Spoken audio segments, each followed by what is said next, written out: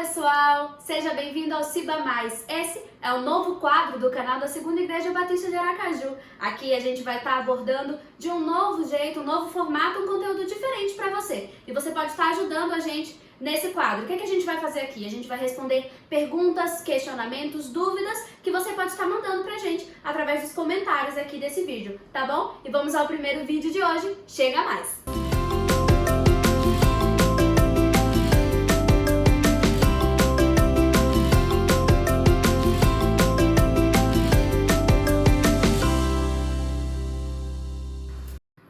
E pra gente começar, o primeiro vídeo do Ciba Mais vai falar sobre um tema que tá na boca do povo.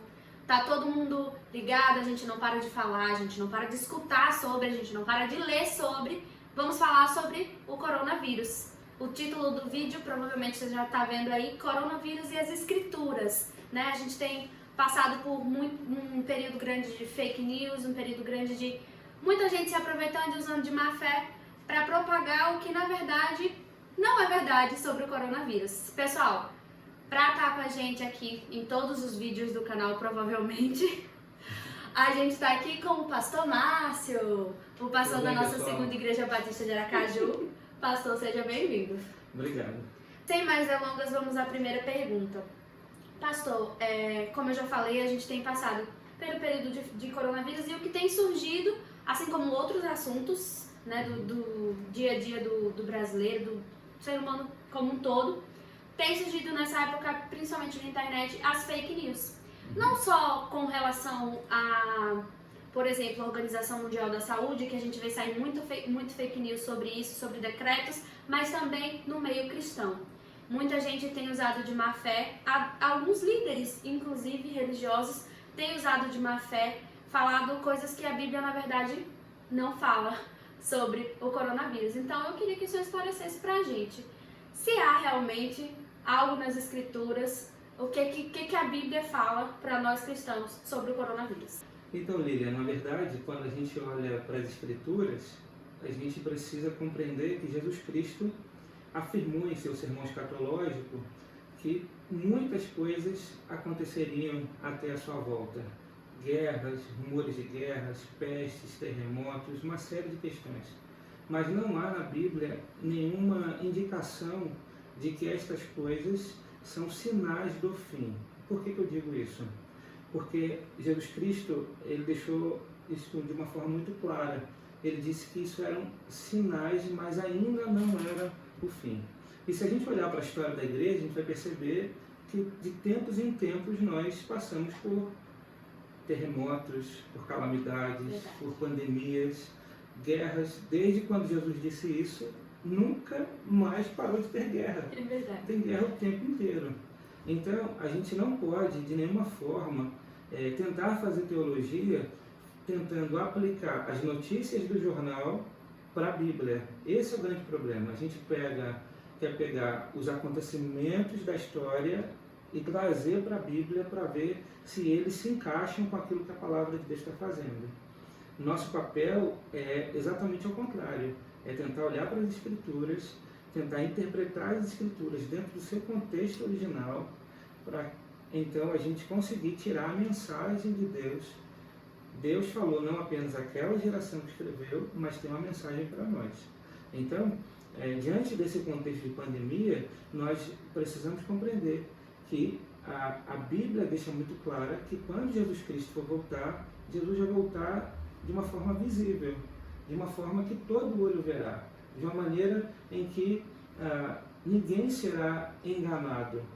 Então, ao invés de ficar preocupado se Jesus vai voltar agora ou se não vai voltar agora, nós precisamos entender que todas as vezes em que na história aconteceu um momento como esse, a igreja precisa refletir sobre sua vida espiritual. Se de fato nós estamos vivendo uma vida com Deus, nós precisamos aproveitar esse momento para nos consertar com Deus, para se arrepender dos pecados, para entender que Deus é o mesmo Deus e sempre foi o mesmo Deus e sempre lidou com o pecado da mesma maneira. Então, quando a gente olha para o Antigo Testamento e vê Deus estabelecendo juízo contra o seu próprio povo, ali era uma demonstração clara que Deus não concorda com o pecado, mas havia uma mensagem muito forte. O povo deveria se arrepender e se voltar para ele. Talvez a leitura que a igreja precisa fazer nesse momento é exatamente essa. Em que ponto nós estamos na nossa caminhada com Deus? Será que a gente não está brincando com a verdade de Deus? Então a gente pode refletir sobre isso e se arrepender dos pecados, se voltar para Deus, alimentar nossa vida espiritual, porque nós devemos viver uma vida para a glória de Deus em toda e qualquer circunstância. E por outro lado, nós precisamos descansar no Senhor, porque há uma segurança para o crente. Nós estamos em Cristo. Cristo é o mediador de uma nova aliança. Nós estamos debaixo da aliança da graça e Deus nos prometeu nos levar até o fim, nos carregar até o fim. Então, para a igreja, o fim é glorioso, o fim é feliz, o fim é novo céu e nova terra. Então não há por que se preocupar com o fim. Nós temos que viver o hoje para o Senhor e para a glória de Deus. Agora a gente podia falar de um tema que também, além das fake news, tem gerado bastante discussão, digamos assim, no meio cristão. Muitas pessoas estão se perguntando quanto aos nossos líderes políticos, por exemplo. Decretos, quarentena, ficar em casa, não ficar em casa, a gente obedece, a gente não obedece.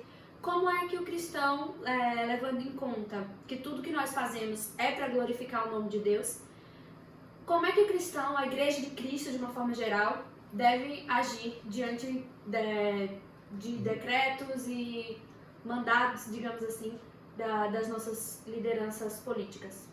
Então, o grande problema é que a gente vive num contexto onde tudo é levado para a ideologia. Então a gente vive uma guerra de ideologias. E a gente não sabe ao certo e ficamos confusos se quem é que está dizendo a verdade.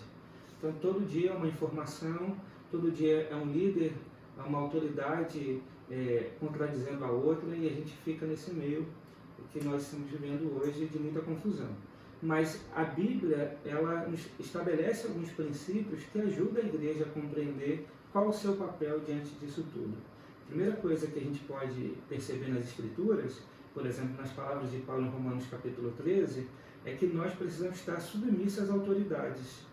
Então, o papel da igreja é também, como parte da sociedade, estar submissa às autoridades, desde que a autoridade não exija de nós algo que vai comprometer a nossa fidelidade com Deus e a nossa fidelidade com as Escrituras.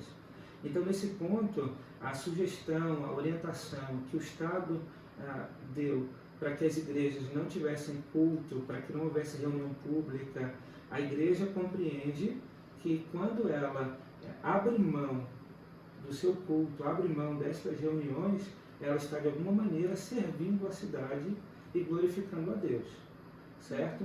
Então, é o papel da igreja nesse momento. A gente está, de alguma forma, ajudando a combater o problema, a controlar a pandemia. Então, a igreja, de alguma maneira, precisa compreender que ela tem esse papel de servir a cidade e, quando ela faz isso, ela glorifica a Deus.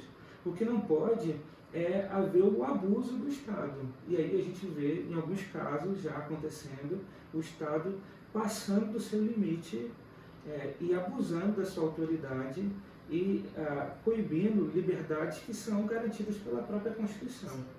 Então, a gente precisa compreender que, nesse momento, a igreja ela precisa ajudar a sociedade a controlar, a combater o coronavírus. Mas o Estado também precisa entender o seu papel. Se o Estado ele estabelecer critérios, ou se ele estabelecer normas que vão de encontro àquilo que nós compreendemos das Escrituras, então cabe mais agradar a Deus do que aos homens. Mas eu entendo que ainda não é esse momento. Certo. Para a gente concluir o vídeo, então, a última pergunta, eu acho que queria que o senhor aproveitasse também para deixar uma palavra de esperança, de calma, né, para todo mundo que está assistindo o vídeo, todo mundo que vai assistir ainda depois. Espero que vocês compartilhem, inclusive, esse vídeo e para os seus parentes, para os seus amigos, podem compartilhar aí. Sobre momentos de pânico, momentos de medo, é normal, somos seres humanos, mas sabemos também que o Senhor nos traz a paz, o Senhor nos traz a segurança. Então, como é que a gente deve agir mesmo diante de todo mundo, a gente liga a televisão, a gente lê um jornal, a gente abre site na internet, o que mais a gente vê é desespero, é medo, é caos. Como é que a gente, cristão, deve se posicionar diante disso tudo? O que é que a gente deve ter em mente, principalmente? João capítulo 14, Jesus vai dizer o seguinte: não se perturbe o coração de vocês. Creia em Deus, creia também em mim. Na casa de meu pai há muitos aposentos. Se não fosse assim, eu teria dito a vocês: vou preparar lugar para vocês. E quando eu for e preparar lugar, voltarei e os levarei para mim, para que vocês estejam onde eu estiver. Vocês conhecem o caminho para onde vou. Então, eu acho essa passagem muito interessante, porque Jesus, ele acabou de trazer notícias profundamente perturbadoras. Jesus disse para os seus discípulos: olha, no meio de vocês há um traidor, um de vocês vai me negar e eu vou morrer. E aí ele vira e diz: não perturbe o vosso coração. E aí ele vai emendar e vai dizer: creia em Deus, creia também em mim. Na casa do meu pai há muitas moradas. Eu vou, mas eu volto para buscar vocês. Então, a nossa segurança como cristãos é compreender que a nossa fé em Cristo faz com que nós tenhamos paz diante das aflições. O coração, ele é carregado de muitas coisas. A gente é bombardeado de muitas notícias que gera medo, gera ansiedade, gera aflição no coração, mas nós cremos que estamos em Cristo, e em Cristo nós estaremos com Ele para todo sempre. E nós não estamos com Ele fisicamente, mas espiritualmente, mas há promessa que Ele vai voltar para nos buscar. Então, nesse sentido, a igreja tem uma paz que excede todo entendimento. As aflições, elas dominam o nosso coração porque nós somos humanos, mas quando nós pensamos que em Deus nós estamos em seguro por causa de Cristo Jesus, isso precisa ser o suficiente, precisa ser a boa notícia maior do que a má notícia. O Evangelho é isso, é a boa notícia, é as boas novas. Então, no Evangelho nós temos a segurança. Então, eu queria dizer para aqueles que estão nos ouvindo, é confiar em Deus, é crer em Cristo. Foi nos dado o Evangelho, foi nos dado as boas novas. E as boas novas é a notícia de que em Cristo nós fomos reconciliados com Deus e por isso nós temos vida eterna. Então, nenhuma aflição e nenhuma dificuldade que enfrentamos nesse mundo é suficiente para nos separar do amor de Deus. Por essa razão, confie no Senhor, porque isso vai passar. E nós vamos perseverar e continuaremos de pé e firmes louvando a Deus. Amém, então, pastor. Muito obrigada por estar aqui com a gente. Até a próxima. E para você que acompanhou a gente até aqui, lembre de ativar o sininho do nosso canal. Se você ainda não é inscrito, se inscreva.